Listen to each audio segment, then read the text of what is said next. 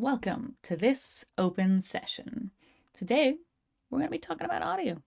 This is Audio 101, a beginner's guide to audio, and sort of a super basic peek into the world of audio.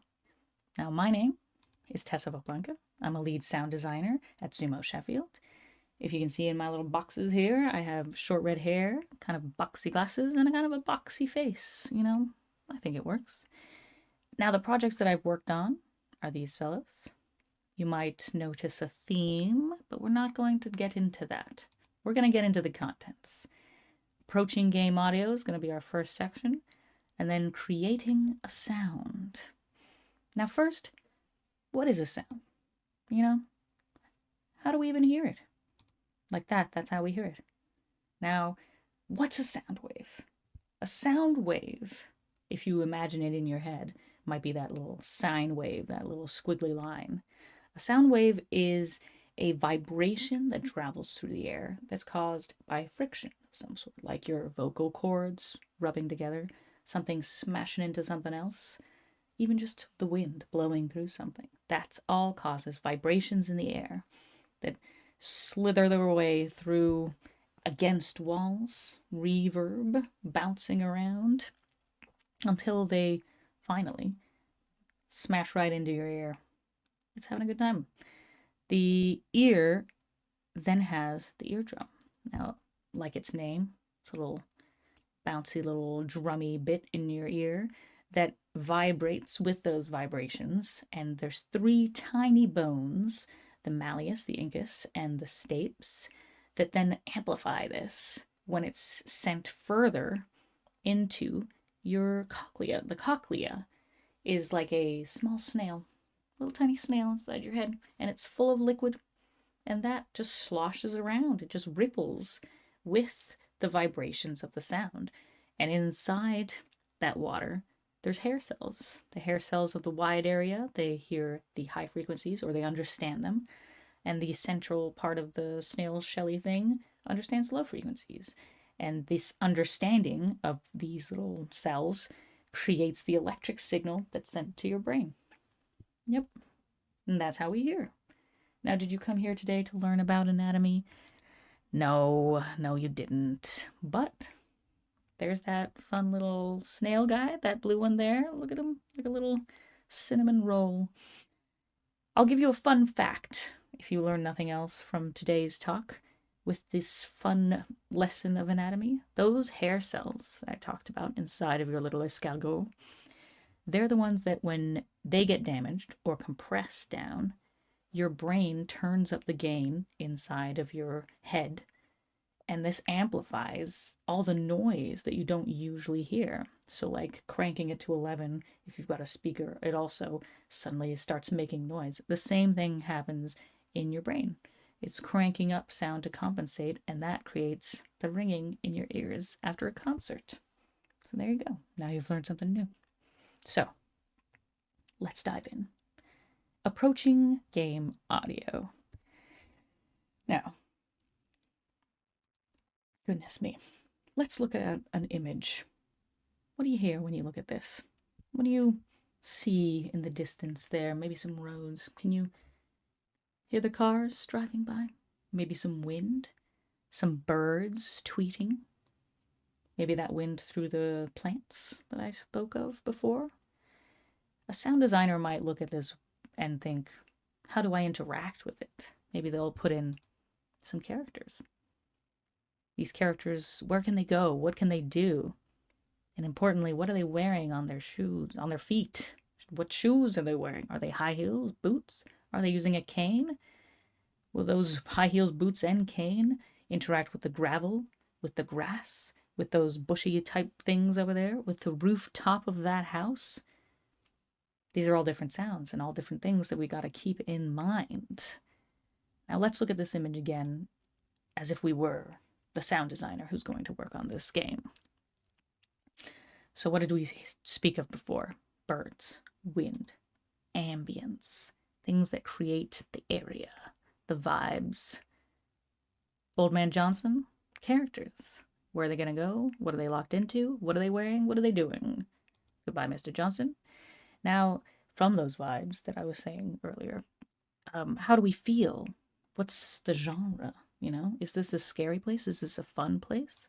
Music is a great way to tell us how to feel. Or the lack of music is also a good way to tell us how to feel. And then speaking of those bushes down there, props. Can we break them? Can we cut them? Can we slice them up? Are there rubies in there? We don't know. But we're going to try, and almost all players will try. Now, these are very important parts of audio. We spoke about the footsteps of the character. What else can they do? They've got their Foley. You've got your clothes moving around. And they can speak, usually. Dialogue. All types of different dialogue. And what do we not see in this image, that's sort of a staple in games? UI. An interface. Something telling us how we're doing, where to go.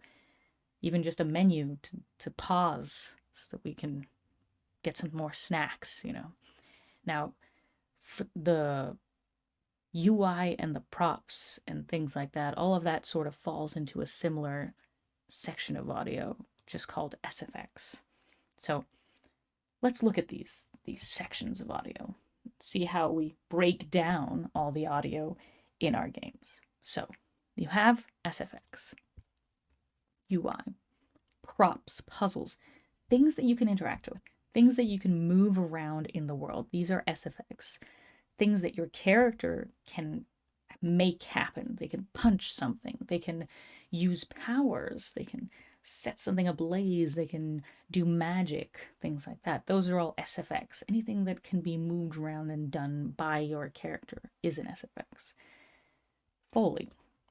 Foley is the quieter sounds, the small, personal human sounds, your clothing, your footsteps. It's sort of everything that a human produces not knowingly. It's the sounds that you wouldn't really think of, the things that you sort of block out when you're walking around in the real world, and sounds that, if you bring them out, can have a very special effect on somebody who's listening. Makes everything a bit more intimate, because suddenly you're hearing things that you would only really think that you're hearing or think of hearing when you're in a very quiet room or in a very quiet situation. After that, we have ambience. Ambience is the wind, the birds, the ocean. Also, ambient one-shots, like a bird in a certain distance, the air con on something, that's like placed ambience. The call outs of something, maybe a siren in a distance, those are little one shots to create a more interesting world, not just one loop of sound. These are all ambience.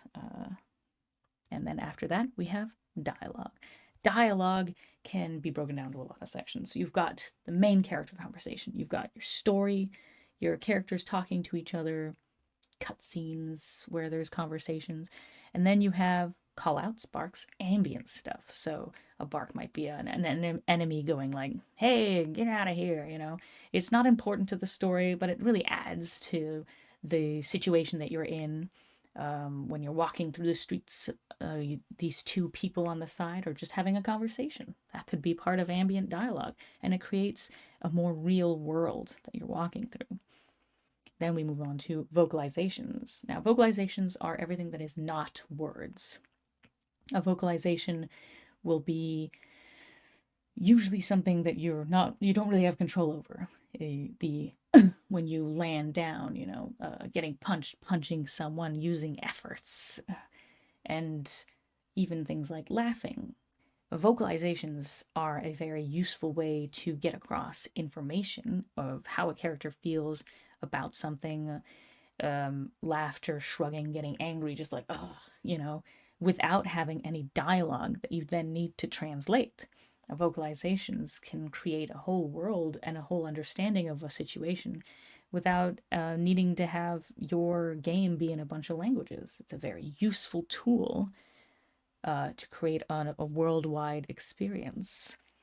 Now, on top of that, at the very end, we have narration, another savior for the bucks if you need it. Narrators don't need sync with your mouth, so a narrator can be easily swapped with different dialogue from different languages because there's nothing in the game that's being synced to a narrator above the world. So you have more control over what you can do with that. Music. So music can be broken down really, really minutely or not at all minutely. You can have just general level music.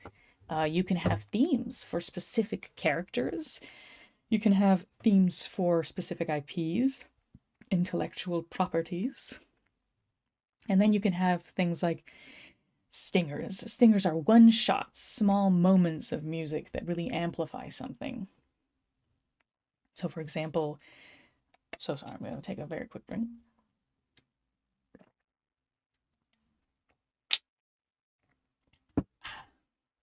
So, for example, when you open a chest in Zelda and it goes ba-na-na-na, that's a stinger. When you are in a horror game, something jumping out at you and having this massive moment of blasting music, that is a stinger. They can really add to feeling better about something, feeling like something is a grandiose moment. They can also inform you of things like when you finish a quest. That's a stinger that you can use there. After that, we've got Mickey Mousing. Now, Mickey Mousing is very specific sort of music that is completely catered to everything happening on screen. So imagine a character going up some stairs and goes dun dun dun dun dun dun dun. It's music that is catered to every moment of what a player is doing. It's very interesting and can create a very cartoony, fun vibe, but also much more expensive to have something follow everything that you're doing. So it's a choice that you can make. And then you have more things like the credits and the menu screen on the console that can create different vibes. And there are all different types of music areas that people don't always think of, but there's space for everything and something that must be thought of. So when you're thinking of these things, when you're breaking down what you want in those credits, what you want in that console, what you're really thinking of for your game is the vibes. What's your intent? What's your character like? All the sounds in your game are going to be different, really, depending on what you want us to understand from your game. Is the character cute? Are they grumpy? Are they goonish? Fun? Are they evil? Are the good guys bad guys? The bad guys good guys? You can change all the sounds for that. Is it realistic? Is it horror with the more gory sounds? Or is it cartoonish? Do you want the character to not really be grounded in a world of reality, just bouncing around? This is also affected by age range. There's certain things that you can't say, and certain age ranges. Genre, a horror game might lean towards realism more. A cartoony kind of game, or maybe something that's based more on music or something, will leave out the sounds that you don't really need for that experience. And also, your platform. The memory on your platform will affect how much sound you want to put in or what you really want to focus on. What's your core basis for this game? What's the most important sounds that you want to get across? And that really comes out a lot when you have limitations or when you have a massive system and you can do great spatial audio and maybe you want to put in more effort and do even more because that system's able to do those things. So when you're looking at a character and it's changing the way that your game sounds, you're really just thinking, who is that person? What's important to them? How did they see the world? How is it going to be affected? Maybe they're like a big scary person, but they're a happy-go-lucky person, and that changes the entire intent and the entire vibe of your game. Is this a murderer? Is he a murderer? Or is it a cooking simulator? You don't know. You don't know, but everything can be changed depending on what you want and depending on what you're trying to put across. So what have we learned here? Audio's everywhere. It's in everything. Everything around you makes sounds, and everything interacting with that makes sounds. And every single bit of friction creates that vibration that creates the sound wave that bounces around. Audio is everywhere. Now, let's get into creating a sound. So when you create a sound, the first thing you got to do, whoa, there goes the sound designer, is capture the sounds that you want in your game. So how do you capture sounds? You record a sound. There's two different types of recording that you do. You can do field recording. Now this is going outside, going to the location. So you can get ambiances, birds, wind, general vibes of an area, very enormous things like planes, maybe cars, animals that live outdoors that you can't bring indoors, or those birds from those loops, and big giant things as well that take up a lot of space, like an explosion. You need to be quite far from everybody when you do one of those. Usually used is some dry ice inside of a plastic bottle. It makes a great explosion sound. Don't try that at home. Don't. Okay. Now, field recordings are at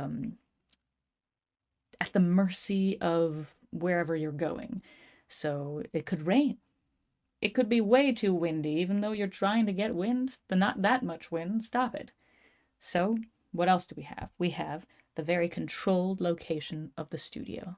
Now, studio recordings you usually use for Foley, the clothes, those quiet sounds, the turning of a page, small props, maybe typing on a keyboard, all that ASMR goodness. And also, most famously, most popularly, a studio recording will involve getting the dialogue for your game. Now, all these recordings, field and studio, feed into your studio library. So the more recordings you get as a sound designer, the more you buff up the library of your studio. So you're creating sounds that can only be heard in your games, and you're creating sort of a soundscape and a sort of quality level to your games through these recordings. So it's a great way for someplace like Sumo to have their own sort of touch and their own sounds, to create their own libraries, and something that you won't hear anywhere else. Now, the things you might hear in other places are external libraries. Now, external libraries are great because you can get locations that you wouldn't be able to get to, maybe a bit too far away, maybe very expensive to get to. Rare animals, zoo creatures, creatures that are only from certain parts of the world, that rare duck from Canada, and all these things, all these recordings and all these places that you can go to, it takes a lot of time and it takes a lot of money. So external libraries are really a great way to save that time, to save that money, so that you don't have to record a million things, and you can still create a very wide range of audio for your game. Now, audio in a game. What is it really, What do we hear inside of games? How do we feel when we hear it? So I want us to look at reality versus fiction in audio in games. Now, Mr. Guy here, he might hear something and get an impression from it. Ah, yes, an eagle, he thinks. No, it's not. That's not an eagle. That is a red-tailed hawk. This is a reality that a sound designer has created in your mind. You have other examples of this, like a silencer on a gun. You might hear it as fun sound, yes? That's not what a silencer sounds like. That's not even what a gun sounds like half the time. That's also another fiction that a sound designer has created in your mind. Silencers in real life, they just kind of limit how far the sound goes, but not how loud it is, sadly, for all those murderers out there, I guess. Um, yes, this is just another fiction that we've created, something that movies and things have decided things sound like. So that's how you will hear it in your mind. When you see something like this, for example, you have an idea in your head of what it's going to sound like. That, see, was very disappointing. You weren't expecting that at all because you have in your head in your mind the idea of what it sounds like. You expect a certain thing. A sound designer uses those expectations to develop the sounds of things that don't exist in this world, like this T-Rex.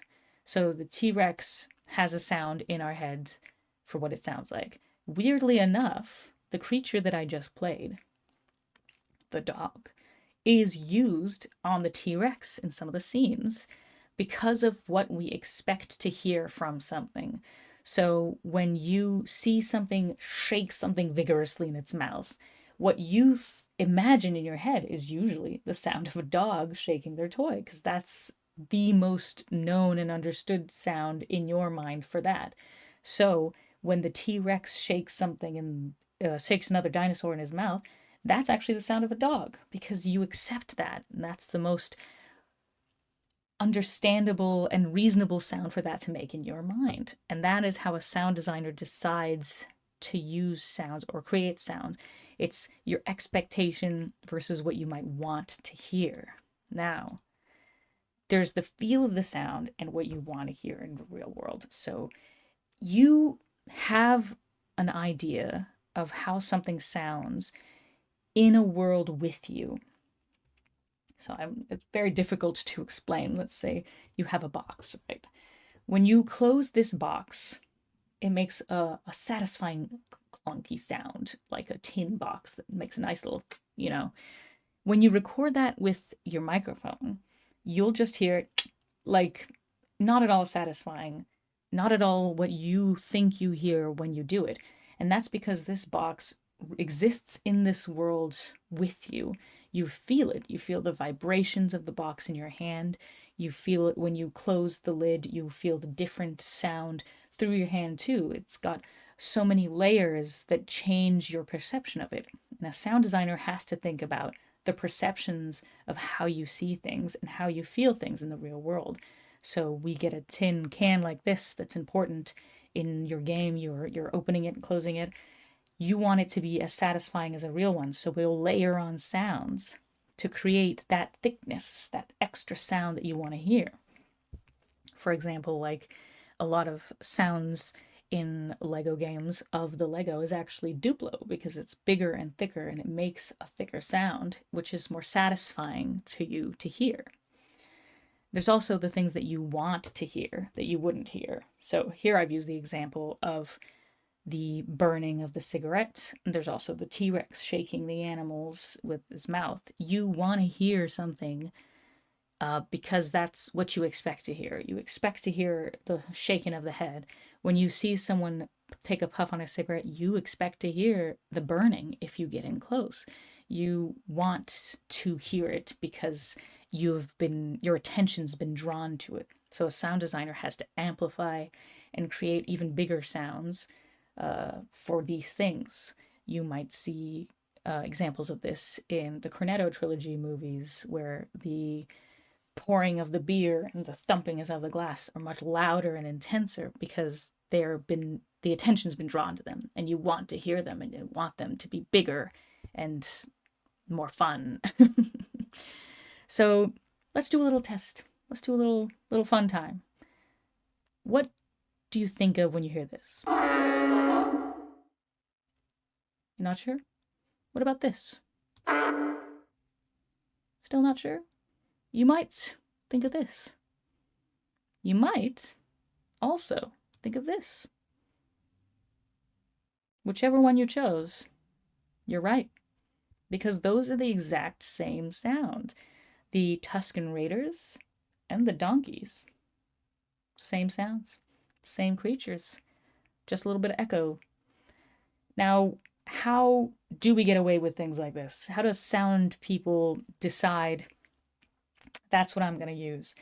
Now, throughout fantasy and horror and things like that, We use a lot of animals that you don't really hear so often, that you wouldn't really be privy to create a sense of a creature from another world, uh, with very minor shifts to the sound.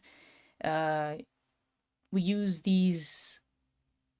The problem with this is that these minor shifts of the past, now you need to shift much more from that, because now you're like, oh well, that's just the sound from the Tuscan Raider, or things like that, even if that was just a donkey. So the further you get into having created these fantasy worlds and fantasy sounds, the more we need to warp and change these sounds, because you can't just have something that sounds like everything else. Now, a lot of the time, to create these fantasy creatures, people will ground them in the world that they, in the place in the world that they come from. So, for example, this sound. Yes, terrifying, weird. That's a camel. A camel was used to create most of the mummy sounds in The Mummy, because, like the little creepy mummies, because it's so grounded in that part of the world as well, that it's almost fitting, you know? So we do things like that a lot. But then a lot of the time, you also just use something like this, a tiger. Tigers are used in everything that needs to have a bombastic feel to it. Again, with the what you want to feel, you want that roar, and there's not so many creatures that have that certain power to them. So you'll hear that come back a lot, and you'll recognize it inside of different creatures. So our job as sound designers is to shift it and change it, and maybe take this camel and this tiger and change it into something else. Like that. Now, what have we learned from all this? What have we figured out from everything that's going on? Everything that I've rambled about at this point, it feels like? Well, audio is everywhere, and it can be anything. Anything you want can become anything that you want it to be. And that's the beauty of audio. And that's how you must approach it, really. You make a decision on what you want, and you carve it out in the world. And that's what I think is really beautiful about audio. And that's why I love it so much. So, yeah, this was Audio 101. If anybody has any questions, or if anybody wants me to actually dive deeper into audio, well, we could do Audio 102.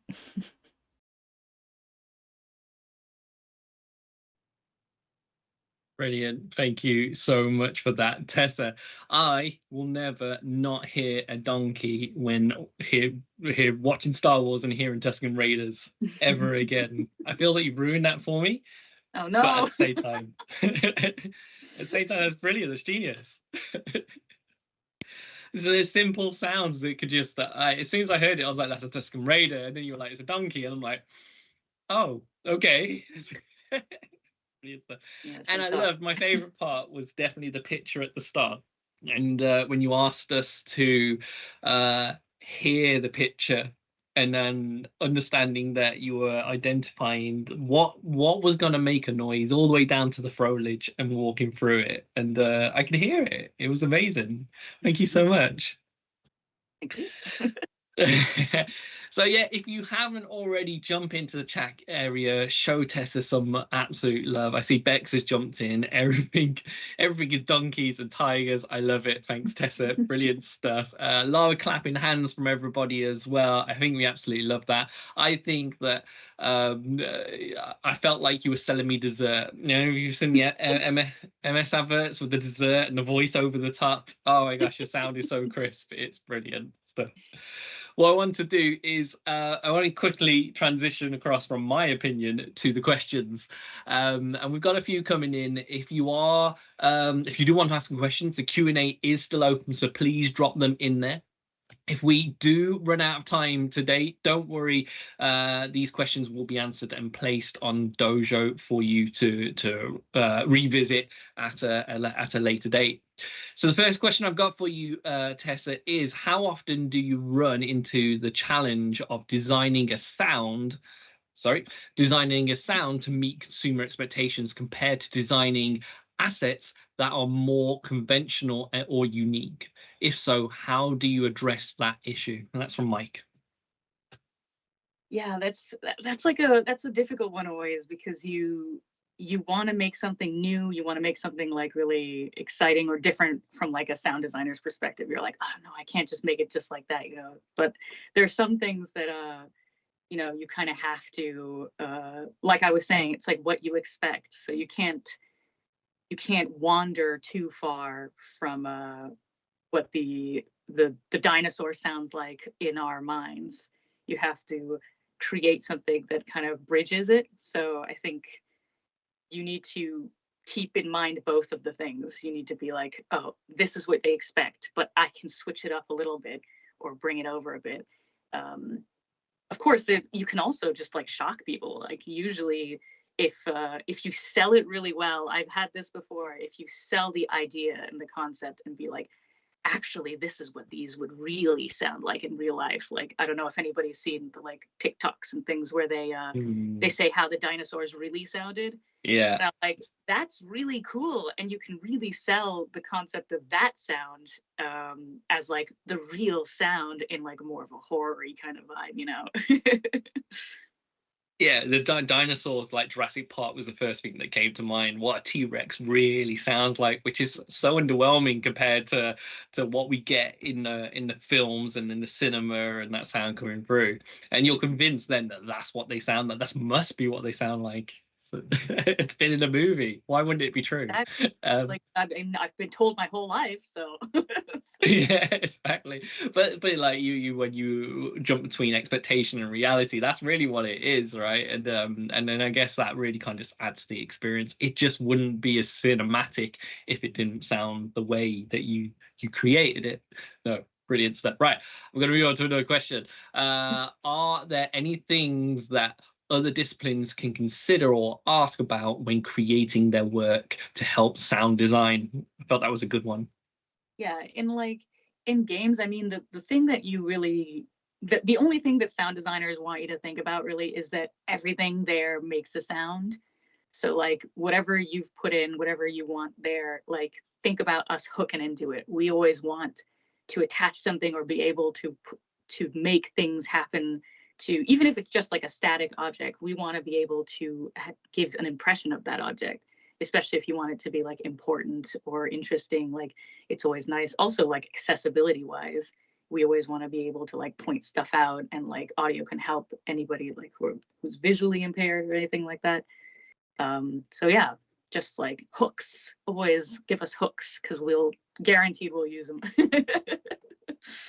It's brilliant. I love that you bring up that it helps with accessibility as well, and just like certain sounds, even things that don't make sounds, you've created sounds for. Like you use the cigarette, and I don't think I've ever. I mean, the vapes, they make a sound, but but like in the old days when people smoked cigarettes, they didn't make that sizzling sound that we hear in movies and stuff, right? So yeah, and just making sure that everybody can hear what's going on, even if they can't see it. That's brilliant. Another question: any tips on home recording? That one's from Jack. I think at home, like it depends. Like if you want something like foley-ish or like small sounds, if just make like a cocoon of some sort, man. Like Mhm. anything you can grab, like just go full childhood and like make yourself like a little cot, a little fort, and even just that is enough to like create like a nice little area for recording sounds.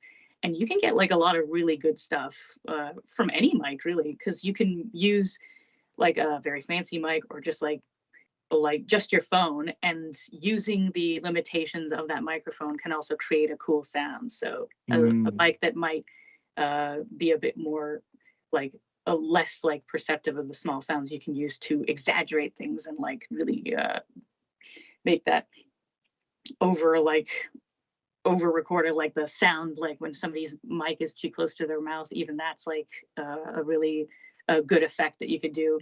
And when you go outside, just like anything, really, any recorder, any sound that you can capture with like any kind of handheld mic from like Zoom or something, or even your phone or anything like that. Every sound can be useful because every sound is unique in the way that it's captured. So no matter what, just capture it. Just imagine you're these files upon files upon files of random sounds that you've heard, and they're just all there just for when you do need them. Yeah, it's like, even if it was just on my phone in a video, like, it can be used. I have a cable box. I don't know if that counts. And there's I don't know when I'm going to use those. It's like, hey, I might need this. It might. All right, absolutely. Great stuff. Okay, I've got a question from Bex, and this says, fascinating talk, thank you. There were lots of insights and examples of what to proactively consider, but what makes the wet, tiny snails on my head too unhappy? I'm not quite sure how this question goes. Even if we want to make the player uncomfortable in a scene, what is the audio absolute no-no? There we go. Okay. Yeah. The wet, tiny snails in my head too unhappy. I mean, pushing the audio, even what you would consider like a no, like something that's got recorded and like was too loud, so it like messes up the recording, even that can be useful in something. I think there's not really anything that is a no, as opposed to what you can't do, like for the genre or age rating or something like that. There are things that will push people to their limits. So like there's like games that have like arachnophobia filters, and they turn them off so that you don't hear that skittering or things like that. And like I think we're leaning more towards that with like settings where you're just like, get rid of those things, that trigger people. Don't do that. But I think there's so many things that are used in sound that you wouldn't expect to be that sound anyway. So we could be recording anything to create anything. So there's no real no's in what to record.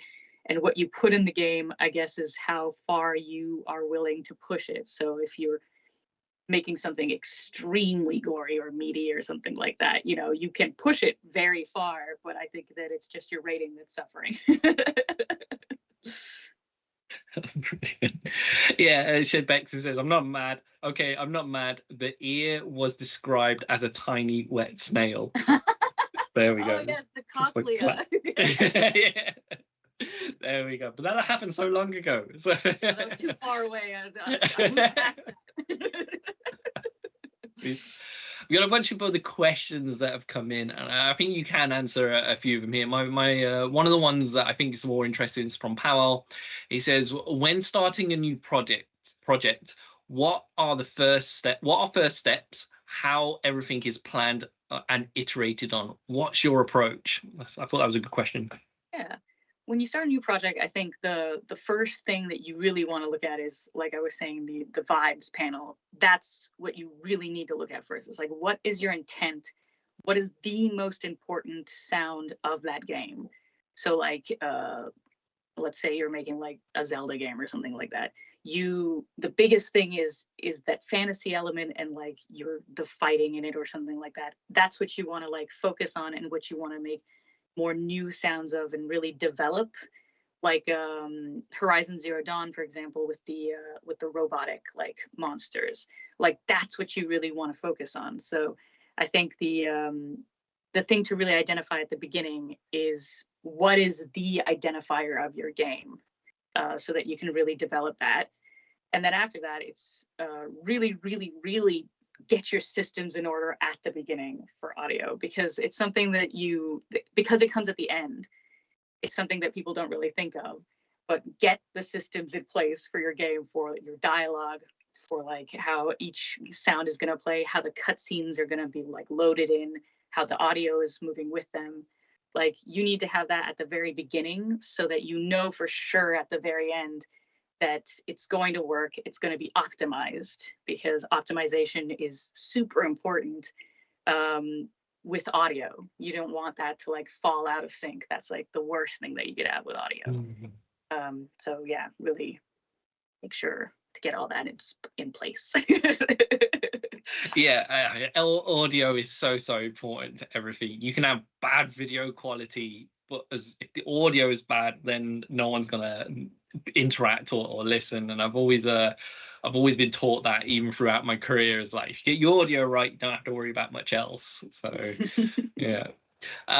Other questions. So you talked about sound and how to create sound and preparing yourself for sounds and what you could consider. We have a question from Faye. She asked it twice. I'm going to ask it because she's insisting on having this question answered. How would you go about creating outer space sounds when we are on Earth? I think actually, personally, my favorite outer space audio is crap, what's the name of that it's Gravity was the name of the movie, I believe, where Yes. all of the sounds in it were your sound, was her, and was human, because space itself obviously is a vacuum and there's nothing that's there's nothing to bounce those sound waves off of. But what you hear, what you would be bringing the sound into space, is everything you're doing and everything that you're interacting with.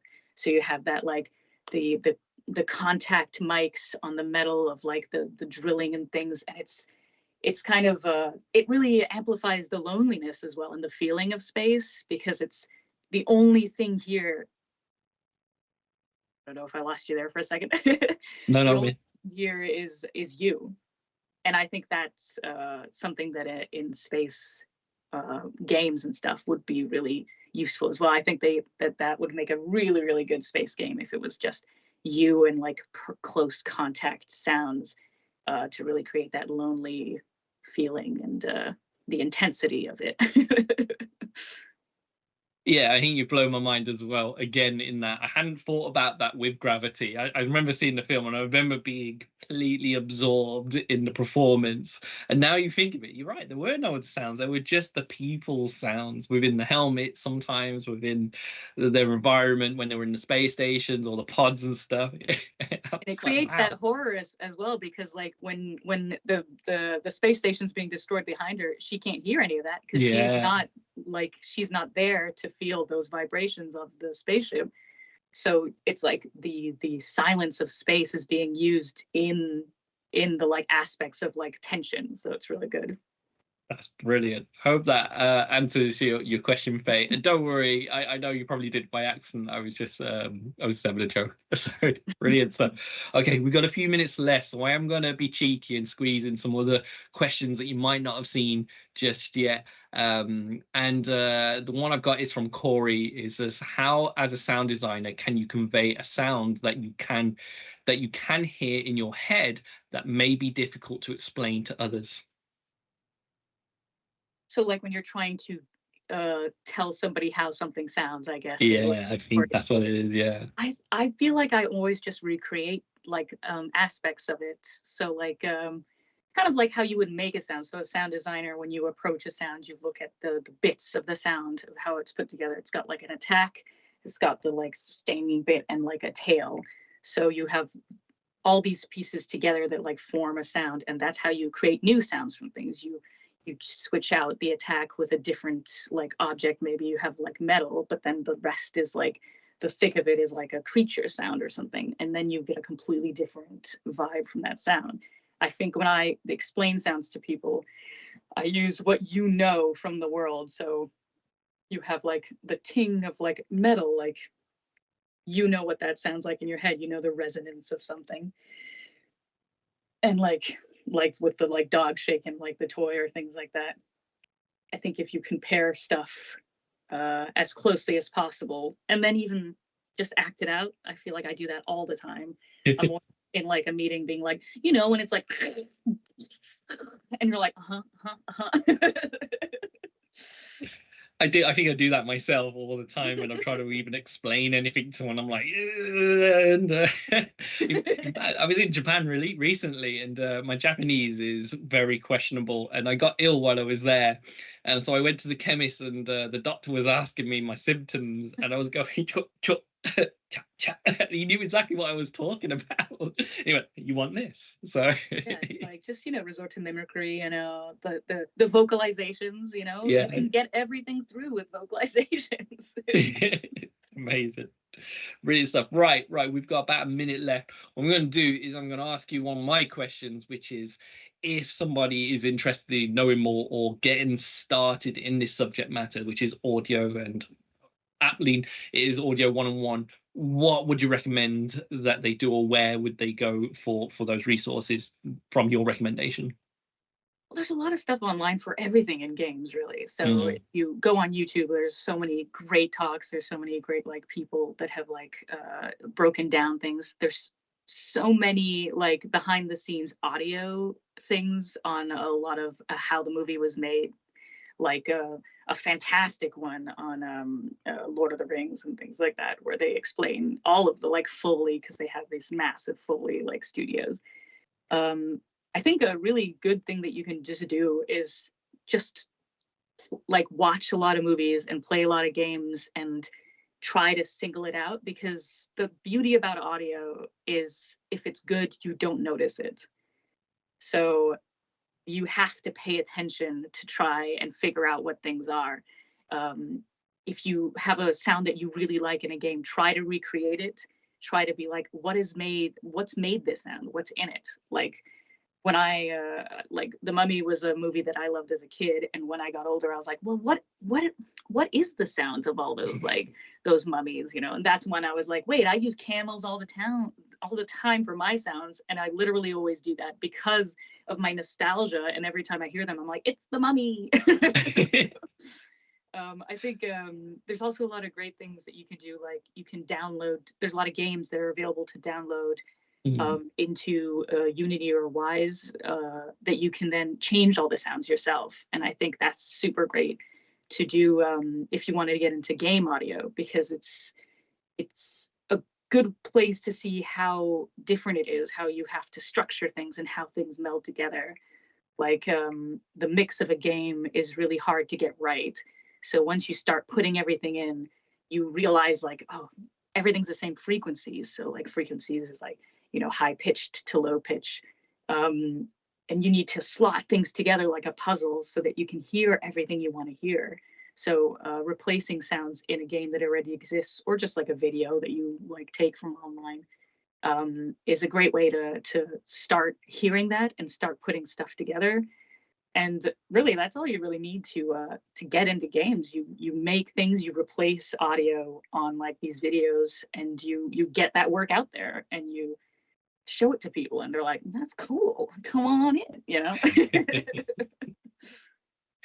And just collect audio whenever you hear it, right? Just to have Yes. lots of recordings. Collecting recordings is fantastic. Also, like making sound libraries is something that all audio people appreciate you for. We'll get Right. it. We'll buy all of them. Brilliant stuff. Brilliant stuff. But audio libraries, yeah, I've worked with a few audio libraries for various different things over the years, and they are just amazing. Sometimes there's too much in there though, but to Yeah, choose from. it's very overwhelming sometimes. Definitely so. Brilliant stuff. I think that's all we've got time for. I think we've actually gone a little bit over. We've been a bit cheeky and we've taken a little bit of extra time.